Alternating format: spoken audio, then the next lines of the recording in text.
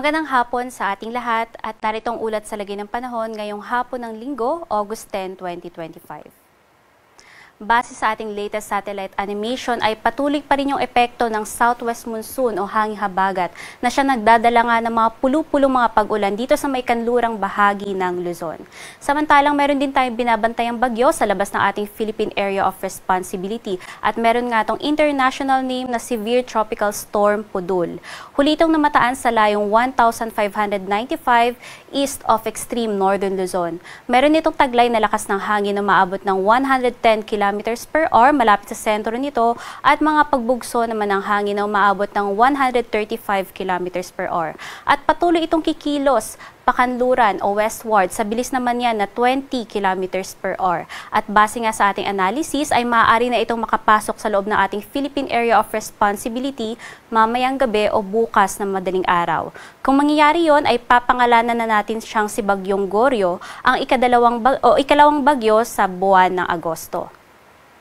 Base naman sa ating latest forecast track, patuloy na kikilos itong si Bagyong Pudul ng pakanluran hanggang sa makapasok ito ng ating Philippine Area of Responsibility maaari ngayon mamaya o bukas ng umaga.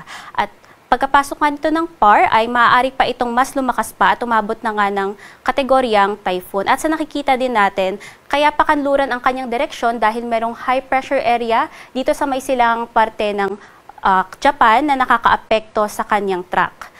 Pag sapit naman ng Martes ay kikilos na ito ng mas hilaga pa or pa west-northwestward hanggang sa makalabas ng ating Philippine Area of Responsibility Miyerkules ng gabi o Huwebes naman ng umaga. At sa nakikita nga natin ay maaari pa itong dumaan sa kalupaan ng Taiwan bago ito tuluyang maglandfall dito sa may silangang bahagi ng China.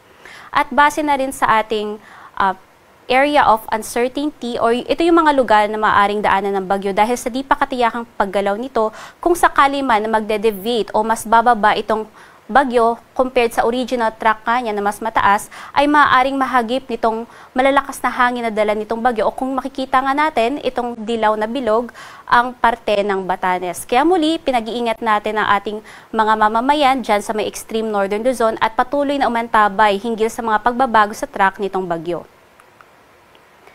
Dahil nga laganap pa rin ang mga pulu-pulong mga pag-ulan, pagkidlat at pagkulog sa buong bansa, ay patuloy pa rin yung pag-i-issue ng ating Pag-asa Regional Services Division ng mga thunderstorm advisories at warnings.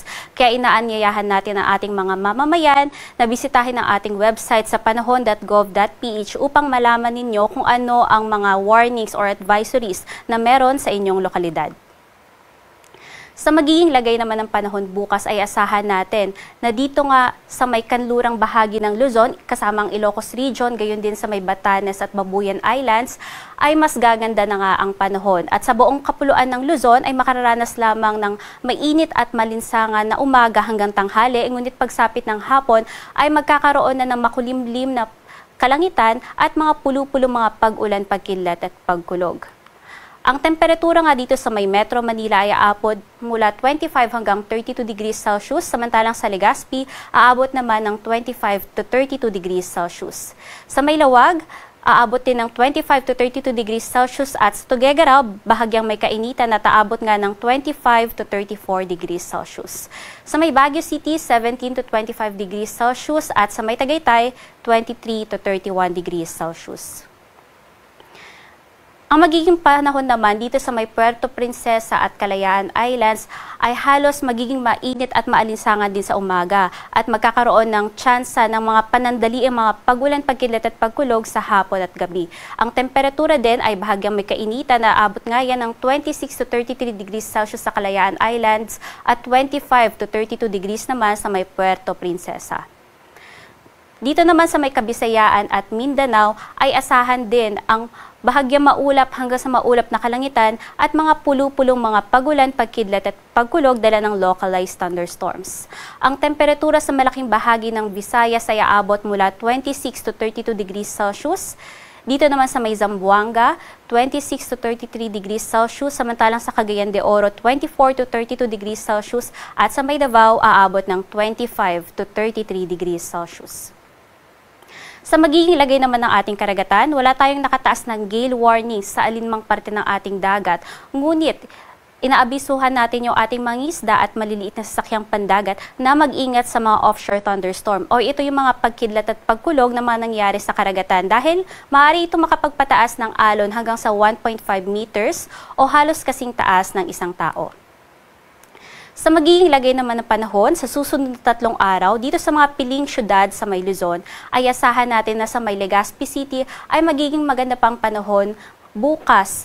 Ngunit pagsapit ng Miyerkules ay doon na mas dadalas ang mga pagulan, pagkidlat at pagkulog, lalong-lalo pagdating ng Huwebes dahil yan sa epekto ng southwest monsoon o hangin habagat. Samantalang dito naman sa Metro Manila at Baguio City, patuloy pa rin yung mainit at maliwalas na panahon sa umaga at tanghali at mga pulo-pulong mga pagulan, pagkidlat at pagkulog pagsapit ng hapon hanggang gabi. Ang agwat ng temperatura sa Metro Manila ay aabot mula 24 hanggang 33 degrees Celsius, sa may Baguio City aabot ng 17 to 26 degrees Celsius, samantalang sa Legazpi naman aabot ng 25 hanggang 33 degrees Celsius. Sa mga piling syudad naman dito sa may parteng Visayas ay asahan natin sa may Iloilo City ay magsisimula na yung makulimlim na panahon at mga kalat-kalat na mga pagulan, pagkilat at pagkulog pagsapit ng Martes hanggang Huwebes. Dahil yan sa epekto pa rin ng southwest monsoon o hangin habagat. Samantalang dito sa Metro Cebu at Tacloban City, magiging magandang panahon hanggang Martes, ngunit pagsapit din ng Miyerkules hanggang Huwebes ay patuloy na yung mga kalat-kalat na mga pagulan at matataas na tsansa ng mga localized thunderstorms. At dito naman sa Metro Cebu, agwat ng temperatura aabot mula 26 hanggang 33 degrees Celsius, sa may Iloilo City aabot ng 25 to 32 degrees Celsius at sa Tacloban City aabot mula 26 hanggang 32 degrees Celsius. Sa mga piling lugar naman dito sa Mindanao, sa may parte ng Zamboanga City, aasahan natin yung makulimlim at matataas na tsansa ng mga pag-ulan pagsapit ng Martes. Dahil yan sa epekto pa rin ng southwest monsoon o hanging habagat. Samantalang sa Cagayan de Oro, maganda at mainit ang panahon hanggang Martes, ngunit pagsapit ng Miyerkules ay mas tataas na yung tsansa ng mga pag-ulan. Sa Metro Davao, patuloy pa rin yung magandang panahon, mainit at malinsangan, at meron lang tsansa ng mga pulo-pulong mga pag-ulan, pagkidlat at pagkulog. Agwat ng temperatura dito sa Metro Davao aabot mula 25 hanggang 33 degrees Celsius, sa may Cagayan de Oro aabot ng 24 to 32 degrees Celsius, samantalang dito sa Zamboanga City aabot ng 25 hanggang 33 degrees Celsius. Dito sa Kalakhang, Maynila, ang araw ay lulubog ng alas 6:22 ng gabi at sisikat naman ng alas 5:41 ng umaga.